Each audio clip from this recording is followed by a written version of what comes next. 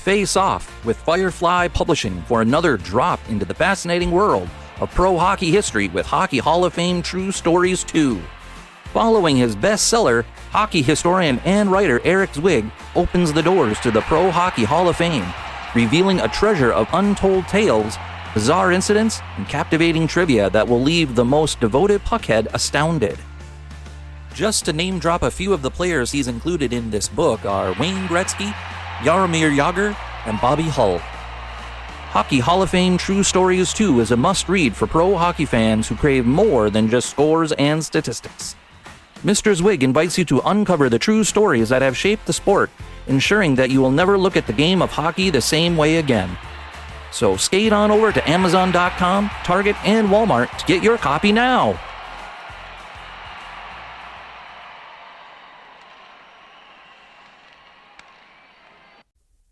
Hello, this is Ross Bliley from the podcast Pigskin Tales. This podcast is sponsored by Sterling Soap Company. With products sold throughout 41 locations around the globe, Sterling Soap Company has a unique assortment of products to choose from for your loved one for the holidays. Handmade artisan soaps created by Roderick and Amanda Lovin since 2012, these products are affordable and provide great value. Act now and save on your shipping costs. If you purchase $75 or more, your shipping cost is free in the United States. Shop now online at sterlingsoap.com.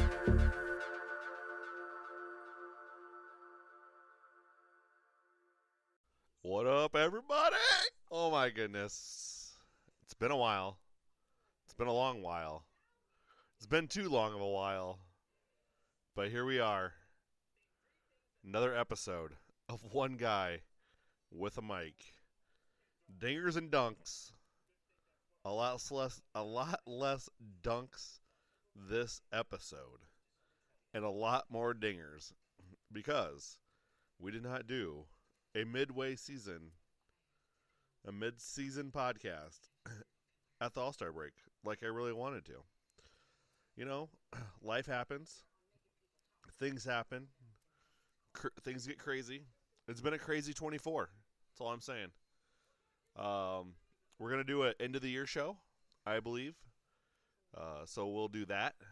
We'll get that out by the end of the year, obviously. We're going to talk about those who passed, who came, who gone, who we are excited to see for 2025. But this episode right here, boys and girls, ladies and gentlemen, people of all ages that tune into this very podcast to get all their baseball information, especially Brody from Sioux Falls. We looking at you, kid. So appreciate y'all listening. Thanks for, tuning in this. Even to the old episodes. I really, really appreciate it. So, how did the season go? Well, I feel like we got some of our prospects right. Some of the guesses good. I will have to admit, I made a horrible trade in fantasy baseball. Bobby Witt Jr. was on my team, and I traded him away. And for a bunch of nobodies because I needed pitching. And then I ended up getting last place. So I also traded away Manny Machado, Bryce Harper. Yeah, but hey, you know what? We got the Martian. We got Anthony Volpe because Volpe's awesome. Just saying. We got, fantasy baseball is going to be there next year. We're going to be right there in the thick of things next year, I feel. So let's get on into the stats for 2024. Obviously, we're just going to talk 2024 baseball. That's it. We're going to start with the season, how we all broke it down. I think we had my teams. I had all four teams I had four teams from the AL East making the playoffs this year, and that did not happen. So there's that. Screw you, Tampa Bay and Boston, or Toronto, I guess. Way to let me down. So you had Baltimore and the Yankees. The Yankees, right? You had Cleveland, Kansas City, and, let's be real. The AL Central podcast that we did, me and my boy, B-Doc, BM Doc, Mr. Brian himself, the fact that him and I hit so well on the Kansas City Royals y'all just should be listening. We should just give you more insights together. Him and we nailed the AL Central. I mean, not so much the Twinkies. Maybe, you know what? I think we had the Twinkies and the Tigers switched around a little bit, but we definitely nailed the White Sox, but that was an easy one, right? I feel like him and I nailed the AL Central really well. Then you had me and Mr. Andy Random Hero out there with the West Coast. And I don't know why we go against the Astros every single year, but they won the West again. Seattle did lose it, blew it themselves. Okay, they didn't quite reach that all-important number that DePito's looking at, which I think is like 56% is what he wants to win a year. They only won 52.5%, with the Houston's Astros taking the West by 3.5. Then we got in the National League, we had the East, the NL East. That was me, and we had Mr. Mike Fallen Angel on the podcast, along with Jason Pig Boss Man Armstrong. He was on the old podcast as well. I feel like we nailed the top three here. Obviously, it was pretty even. Them being Braves fans, they did have the Braves number one. I don't believe I did. I think I got the Phillies at 1, and then I felt like the Mets are going to be there, and lo and behold, that's the way it was. Phillies 1, Braves, Mets 2 and 3, with the Braves and Mets tied at 89 and 73. Then we had the NL Central. That podcast was a lot of fun. That was me and Gersty and Black Widow and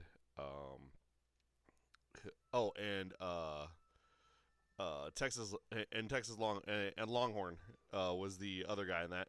So we had 2 Cardinals fans, a Reds fan, and myself, right?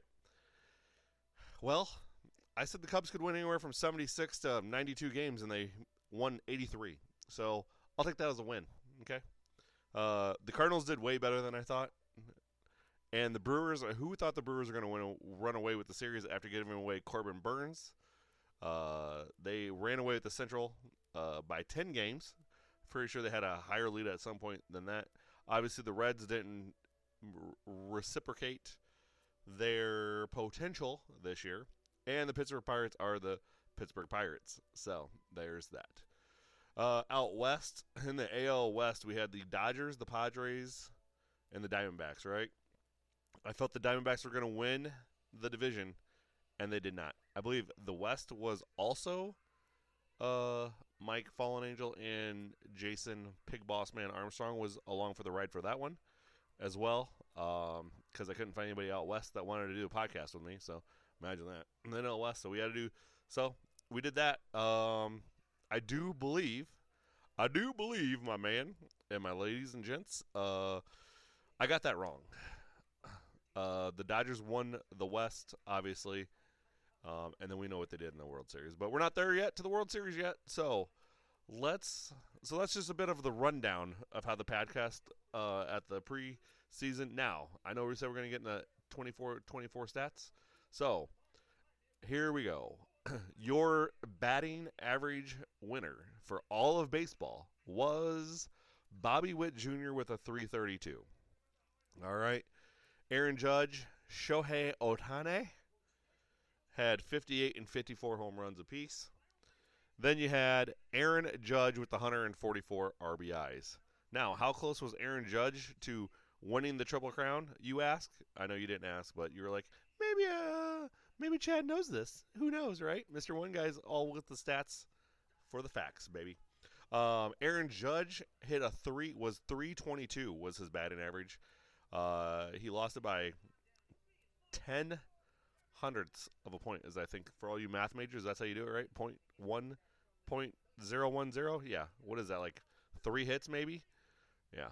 And don't remember I think he was hurt this year, was he not? I don't know if he was hurt or not.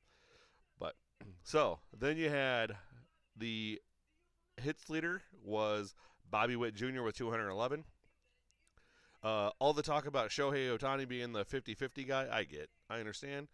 That's history in the making. But Ellie De La Cruz stole 67 bags as well.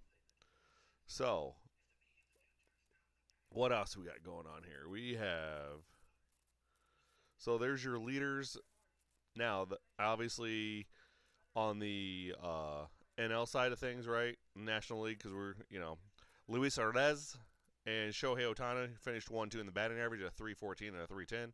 Shohei obviously hit 54 home runs, and Shohei hit a 130 RBIs. So, Shohei was .004 away from having the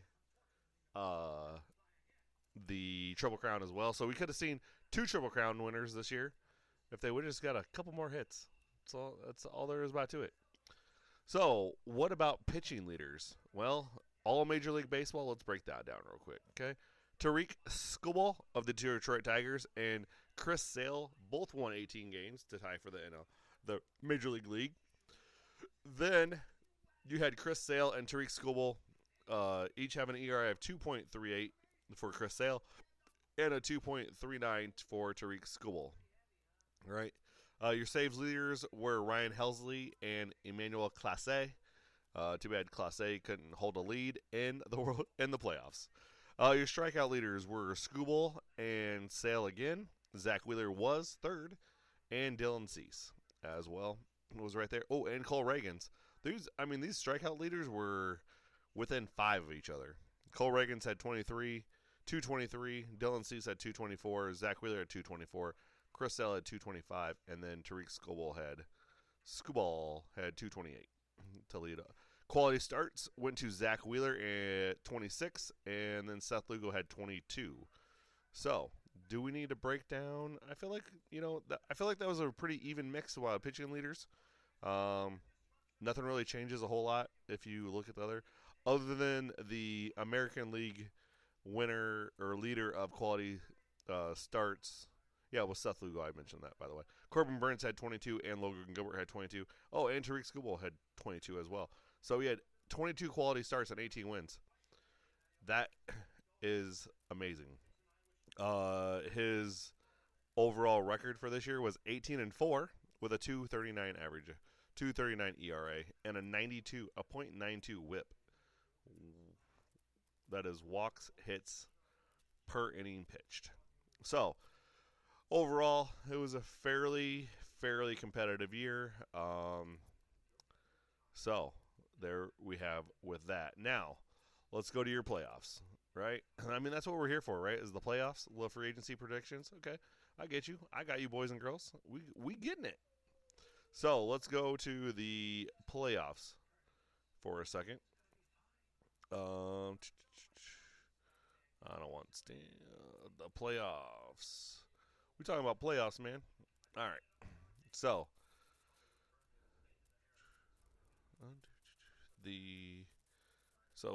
what did we look like in the playoffs? Well, we had the Tigers and Astros, the Royals and Orioles, the Mets, Brewers, and the Braves and the Padres. Right? I feel like we had some good playoff baseball altogether. I think that was part of the stuff as well, is how great the actual baseball was this postseason. So let's start with the Detroit-Houston series. Detroit won 2-0. KC and Orioles. The Orioles still have not won a playoff game since, when was the last time? Anybody want to take a guess? We're taking guesses. The last time the Baltimore Orioles won a playoff game, I'm pretty sure it had to be 1996 against the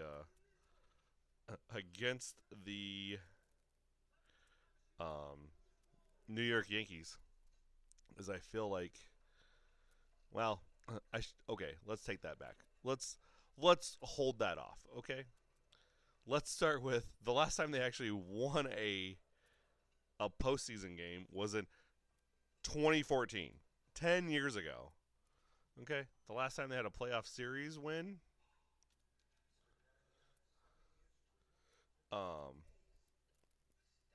happened to be, oh man, I can't believe that, 10 years ago. Oh, also 10 years ago when they beat the Detroit Tigers. Huh. Orioles fans, you all got a problem, don't you? You guys just make the playoffs and then screw it up after that, I guess. So, what are you going to do? So then over on the NL side, you had the Mets, the Brewers, and the Braves and the Padres. Padres won the first 2 games and won that 2-0. Then you had the Mets and Brewers go 3 games, and the Mets won 2-1. All right. Then in the NLDS, I feel like the Phillies were outmatched just because the Mets were hot. Does that make sense? Probably not. In my mind, it does. So you got the Mets beating the Phillies 3-1, and then you had the Dodgers over the Padres 3-2, which, by the way, the Dodgers have a bullpen game against the Padres, and they still won the series. So I didn't think their bullpen was that great, but I guess it was decent. Over on the American League side in the ALDS, you had Detroit and Cleveland, and you had Kansas City and New York. Detroit and Cleveland went 5 games. Cleveland won at 3-2, and then you had the Yankees over Kansas City 3-1. Then you go to the ALCS, and obviously you had the Yankees beating the Guardians 4-1, and then you had the Dodgers over the Mets 4-2, which I really thought the Dodgers could have pulled that off if they really, or not the Dodgers. I feel like the Mets could have beat the Dodgers. I'm just saying. That's really, I really feel like the Dodgers got lucky a lot this postseason. And I understand their highest payroll. I understand this. I understand, but I feel like if there wasn't any luck behind it, right? Because you gotta have luck, right? You gotta have luck in order to win something at times, obviously. And I feel like I just figure like there was some luck to it and some not so much luck. Some, if that makes any sense, probably not. Again, that's in my mind it makes sense, but I guess in my mind that's how that works out, and sometimes it doesn't work out that way. But that's what I got going on in my brain of brains. So then you go to the World Series and you have. So then you go to the World Series and you have the Dodgers Yankees. Obviously, the Dodgers won it in 4-1 in Yankee Stadium, but I don't think that really tells the tale of what happened, because I do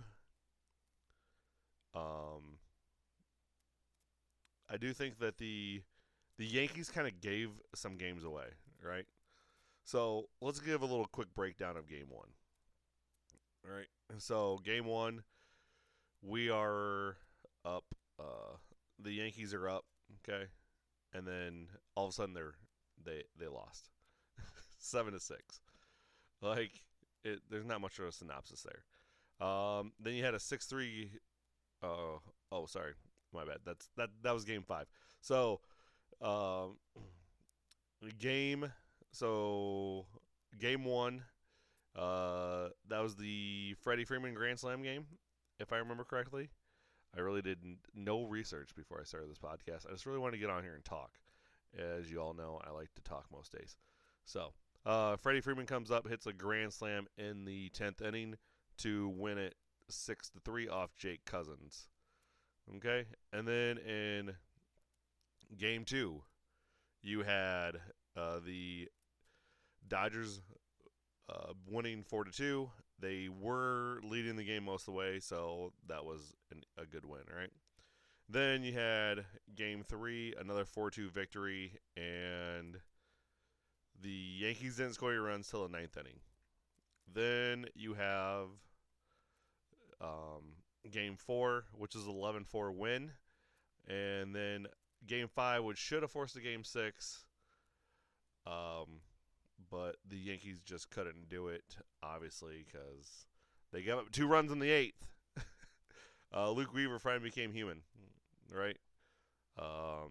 Tommy Canley actually became human as well. Like, so.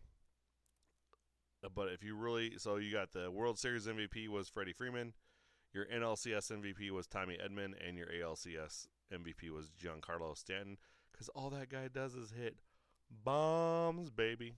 So let's look at batting wise. So the Dodgers batted 206 throughout the series, and they had a 296 on base percentage with a 406 slugging. Okay. Meanwhile, you look at the Yankees, and they had a 212, a 332, and a 412 for their splits. 212 batting average, a 332 slugging percentage, and a 412. And you know slugging percentage is like any extra base hits, right? So they had a 412. And so it felt like they outslugged them. But the problem with the Yankees was their runners in scoring position, right? So what was I don't really have I can't find a breakdown of that. I couldn't find a breakdown of that of the runners in scoring position, and how they didn't get runs across, but we all saw with our own eyes, right? They didn't get runs across the board, okay? I mean, Garrett Cole had a .71 ERA, but then you have Nestor Cortez with a 9. Jake Cousins, 11.57. You have Luis Gil with a 9. You have Tommy Canley with a 10.80. You got Carlos Rodon with a 10.80. You got Clark Schmidt. I mean, their pitching staff just didn't show up. All right, that's the key difference here. Is their pitching staff didn't show up. But congratulations to the Los Angeles Dodgers for winning the World Series. I had the Yankees in the World Series, and I had the Yankees winning it. Obviously, that didn't happen. So I also had the Phillies in the World Series again. I like the Phillies. I think they're going to be good next year as well. So let's talk about awards. Okay, let's get some MLB awards for this year since that's all out now. The surprise, well, I'm not really surprised. I'm not really surprised by it, but Chris Sale winning the MVP award, I felt like he was due because and I think we said it in the Braves not the Braves podcast, but in the NL East podcast. In the NL East podcast, that if Chris Sale could stay healthy, he would be really good for that Braves rotation, which he had to step up and be really good for that Braves rotation, which he did. And then on the American League side, you had Tariq Skubal winning the AL Cy Young Award. Obviously, your MVPs were Judge and Ohtani because of their remarkable seasons. The Rookie of the Year awards went to Luis Gil Hill, I guess not Gil, but Heel of the Yankees, and Paul Skeens. I'll probably pronounce that name wrong too, because you know how I suck at names. Him winning the NL Rookie of the Year, obviously, with that guy's 11-3 record with a 1.96 ERA, and he had 170 strikeouts less than a year after being first overall. You had Stephen Vogt being the Manager of the Year for the AL, and you had Pat Murphy being the Manager of the Year in the NL. All right, now let's talk about the good awards. So you had the Hank Aaron Award winners, which recognizes the best offensive performer in the American National League, and that went to Shohei and Aaron Judge. Then you got the Roberto Clemente Award, which is the recognition of extraordinary efforts to build healthy and active communities. Philanthropy, character, community involvement, positive contributions both on and off the field, and that went to Salvador Torres of the Kansas City Royals. Very fitting. Your Silver Slugger Awards went to Perez in the American League. You had Perez at catcher, Vlad Guerrero at first, Jose Altuve at second, Jose Ramirez at third, Bobby Witt Jr. at short. Outfield was Judge, Soto, and Santander. Brent Roker was the DH with the Silver Slugger Award winner, and your utility player was Josh Smith of the Rangers.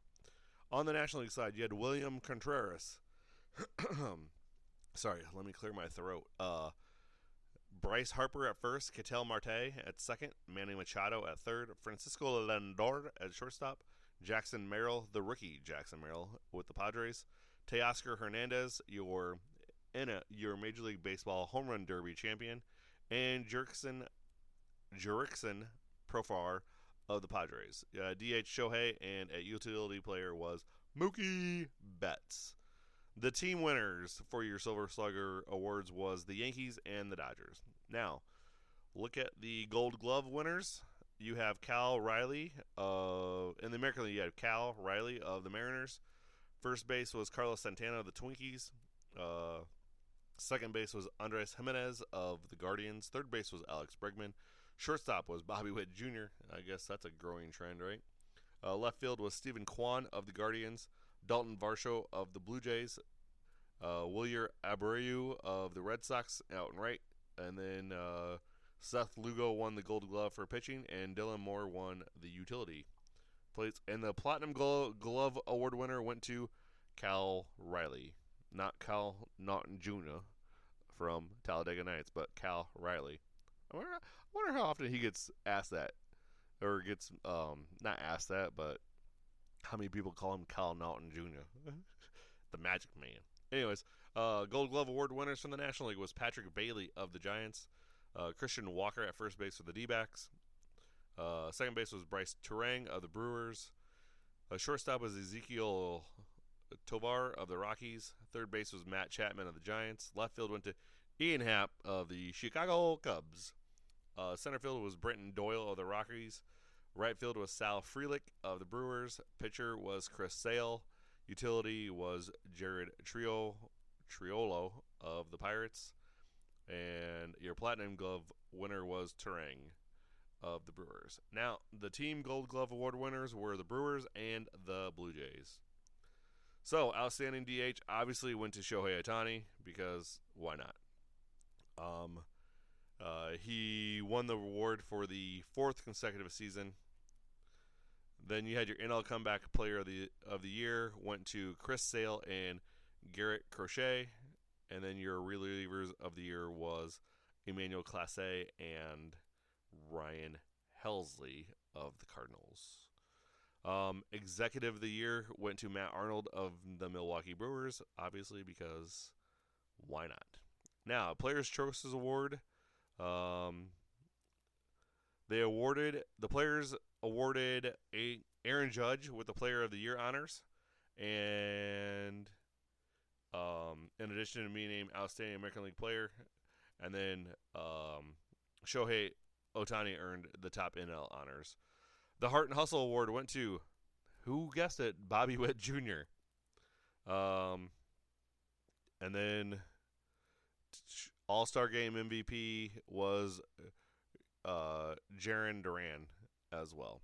So that's a little breakdown of the year awards, and that's how the awards shaped out.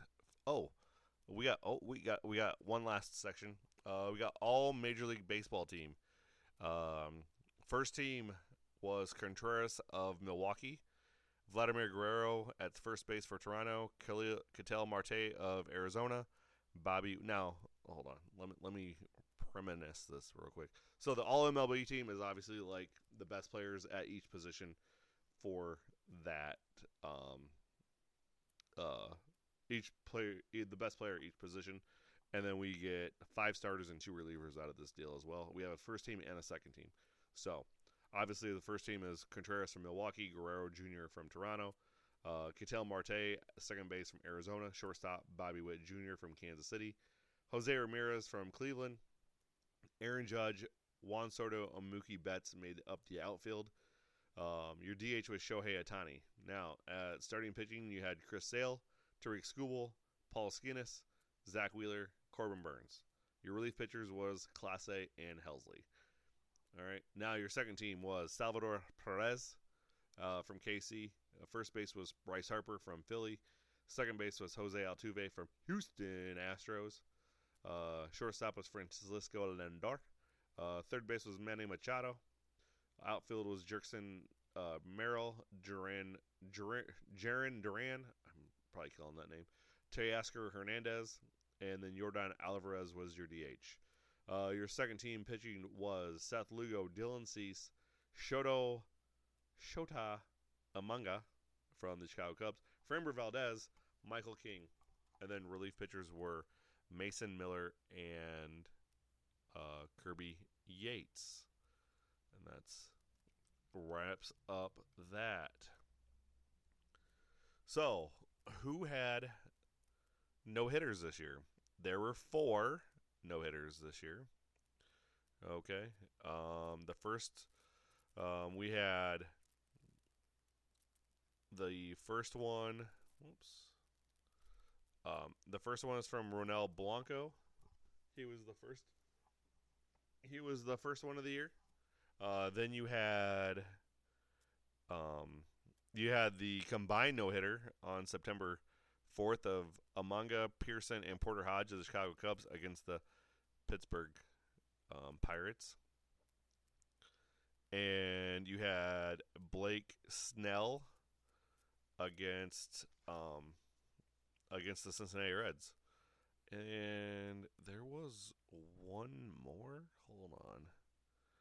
I gotta find this. The internet's not doing me justice on this, by the way. It really irritates me. Dylan Cease. He was the other one that had the other no-hitter of 2024. Who could forget Dylan Cease's performance against the San Diego Padres? Huh. I guess we should have not forgot about that. So there was your 4 no-hitters on the year. Okay. Now, let's go. We're gonna do a little hot stove report. Let's look at all the free agent tracker. All right. So far, we got Blake Snell. All right. He signed with the Dodgers, and everybody's like, "Oh my gosh, the Dodgers are getting richer now." Blah blah blah. Bloobity blah blah blah blah blah blah blah. I feel like who cares? It is what it is at this point. Our top free agents on the year are obviously the top free agents is Juan Soto and Blake Snell, with one of them with Blake Snell already off and going to the Dodgers. Dodgers get richer. I don't care. They still have holes to fill because Max Muncy didn't show up during the playoffs, so they still need a bat, obviously. So there's that. And the Gavin Lux isn't your answer. So you got Juan Soto, Pete Alonso, Corbin Burns. Garrett Cole did opt out. That's right. And then you got Pete Alonso. So we got UC Kikuchi signed with the Angels for 3 years and $63 million. Travis Denard signed with the Angels for 2 years and $12 million. Austin Hedges stayed with the Guardians. Kyle Farmer went from Minnesota to Colorado on a 1-year deal for $3.25 million. Kevin Newman went with Arizona to the Anaheim Angels, Los Angeles Angels of Anaheim. Kyle Hendricks went from the Cubs to the Angels, Los Angeles Angels of Anaheim. Jake Stallings re-signed with the Rockies. Justin Wilson went from Cincinnati to Boston. TJ McFarland re-signed with the Athletics. And they're not in Oakland this year, boys and girls. They're in Sacramento while their stadium gets built in Vegas, which I can't wait for that. Oh my gosh. If you haven't seen the renderings of that stadium, go look it up because they're quite amazing, let me tell you.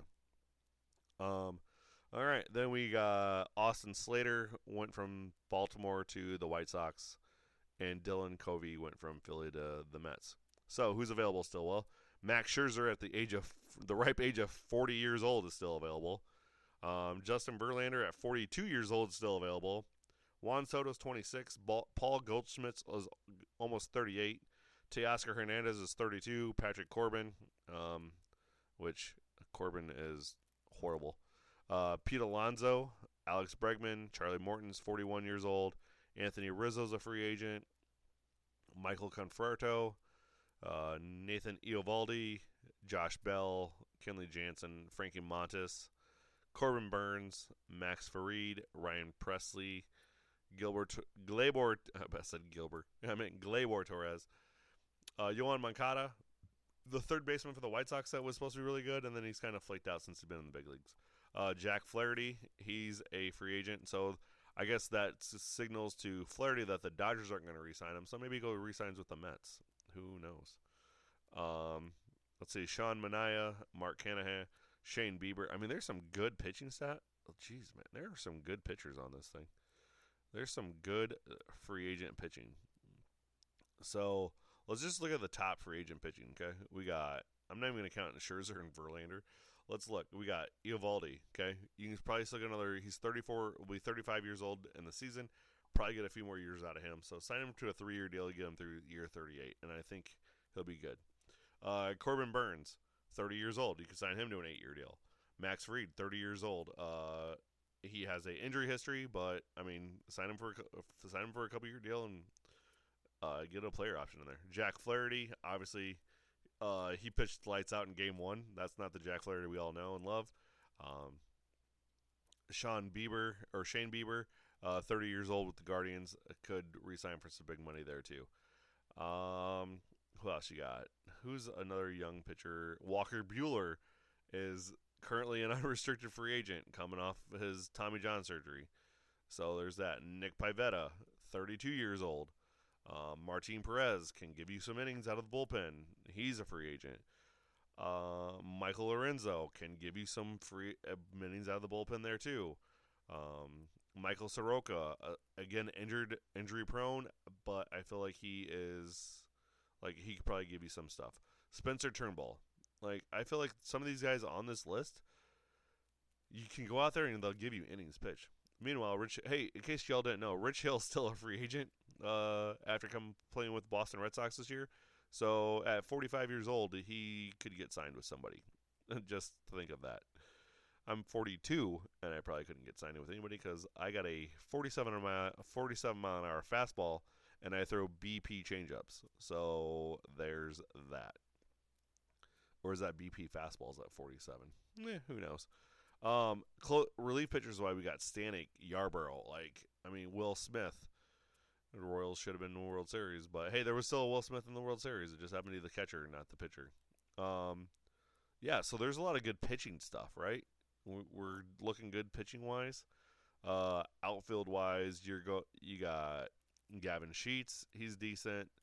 You got Teoscar Hernandez, Michael Conforto, Alex Verdugo, Eloy Jimenez.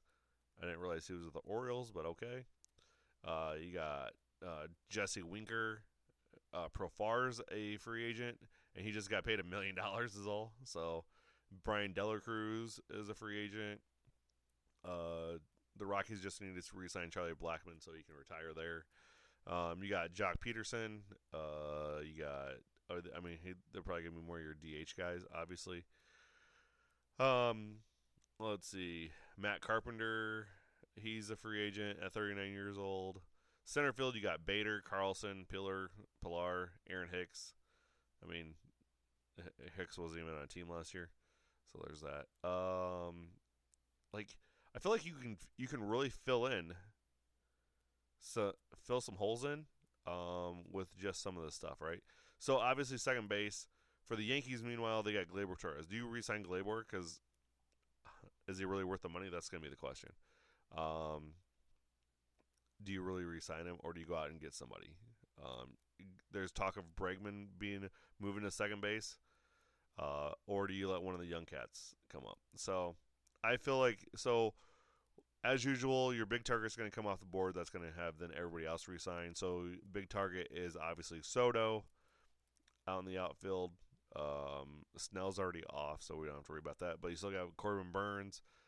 I really hope that this offseason doesn't turn into last 2 or 3 offseasons where the big name players aren't getting signed until the almost spring training, which I think with Snell coming off the board all the way, he wasn't waiting around to get his money. So I feel like there's that. Willie Adames can play shortstop as well. So again, there's a lot of good. Go ahead and go on to sportstrack.com. Free agents for year 2025. Obviously, we have no affiliation with that because I'm just shooting you where I got all this information at. And go on there and look at who all the free agents are. So, I'm going to wrap this bad boy up. I'm glad to be back behind the mic. I kind of missed it. It's been, like I said, 8 months since we did one. So, we're going to do an end of year one. I might be on another podcast just doing like the moratoriums or I don't know if it's moratoriums or the memorial one like I did last year. I don't know. Basketball season wise,